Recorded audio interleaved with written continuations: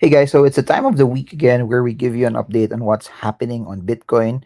Please do note that how Bitcoin moves, the cryptocurrency market will follow. Please do note that we don't have an index in the cryptocurrency space, unlike the stock market where you have the S&P 500 or you have the Dow Jones, or if you're investing in the Philippine Stock Exchange, you have the PSEI that you could actually watch and actually monitor. So for cryptocurrencies, out of the 19,733 cryptos right now and the 525 exchanges. What everyone watches is Bitcoin, which is 46.5% of the market. Then you have 17.8% of market cap dominance brought about by ETH. Now, that being said, if you'll zoom in, at least from a very, very short term perspective, you have a large green candle, and I could look at it also from a 4 hour time frame, and you can see that it pushed up very, very fast over the past 4 hours or over the past 8 hours. And if you zoom out a bit, you would actually see this that okay, using a 4 hour time frame, it generally was consolidating for a very, very long period from this time in March 9, which please do note now when I would talk about this that we would, if there was a significant area where we would analyze Bitcoin and look at it from a drop perspective, that happened March 9. And after the massive drop there, Bitcoin and the entire cryptocurrency market space generally was sideways. So please do know that there was a lot of fear, uncertainty, and doubt that was being pushed over the past month or so after the large drop, after we saw Bitcoin push massively down, and there was a lot of just fear. But if you look at it from what the chart is actually showing us and what the chart is actually telling us, it's been generally sideways. It's been generally consolidating.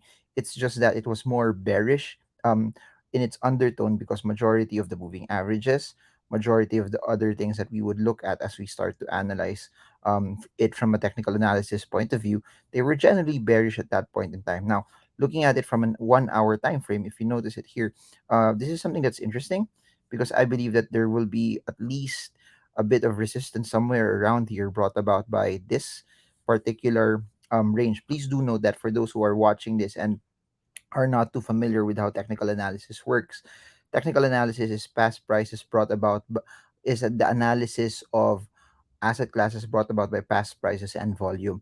Now, that being said, previous support levels, when a crypto, or in this case Bitcoin, would break down from it, it becomes the new resistance. And if you'll allow me to peg it here, looking at it from a 1 hour time frame, you have a short-term resistance at the 31,432 mark, up to about 32,174.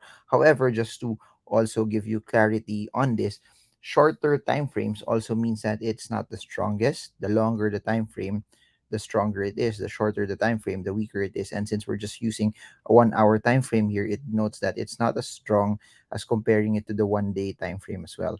Now, that being said, going back here, remember what I said that after the large drop in March 9, it started to move sideways.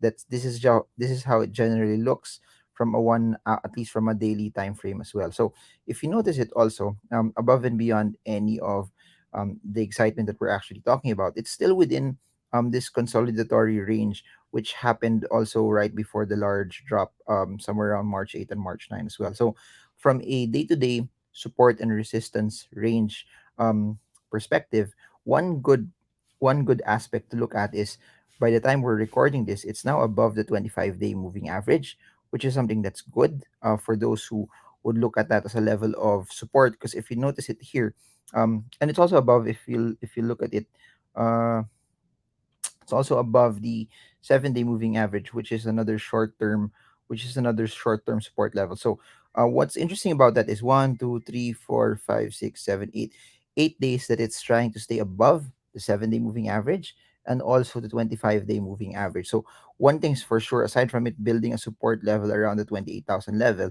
it's also building a support level here, right where the 7-day moving average is, which is at 30,385, and the 25-day moving average, which is at 29,922. So somewhere around that level, we're seeing Bitcoin hover at that particular level. Somewhere at that point, we're seeing it build a support range. So two current support ranges, or three current support ranges now that are being formed. One is here, 28,800, 28,111 was here also where the 7 and 25-day moving average is. Now, if I'll zoom out, remember, whenever you're in doubt, always zoom out. If you'll try to zoom out very well, you will see, oops, what happened here? Allow me to fix this further. There. It still needs to break out of this downward trending slope that started from April, just this year, and it needs to also break out from this resistance. So, um, it's good that there's current buying that's going on, but it's still not out of the woods yet. It's out of oversold levels. MACD has shown us a change in direction, which is confirmed that it's moving sideways, but it really hasn't turned from bearish to bullish yet.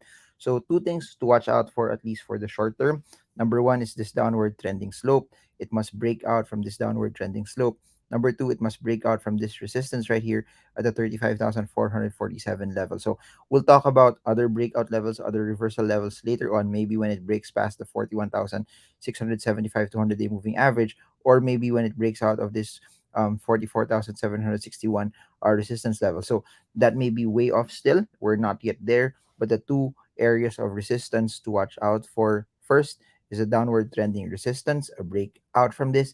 Then number two is the 35,447 resistance level, and that will take it out at least from this entire consolidatory range, and that takes it out from the breakdown that happened last May 9, 2022. So those are the things to watch out for. Those are the things to consider, at least for Bitcoin.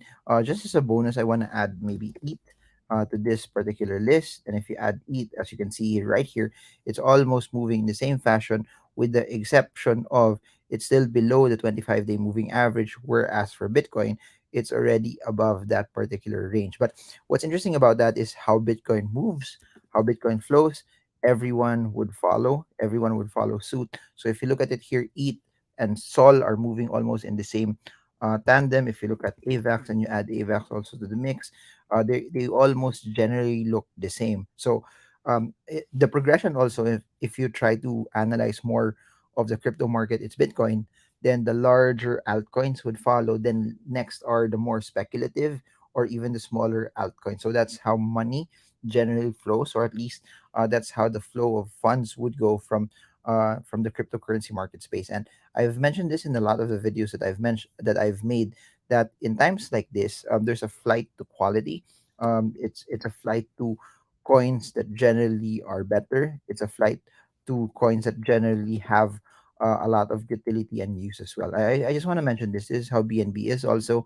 It's on a sideways trajectory as well. Main resistance for it is at the 357 mark. So there, if you guys have questions, feel free to put it down below. I'll try to make new videos for you guys to answer the questions that you have.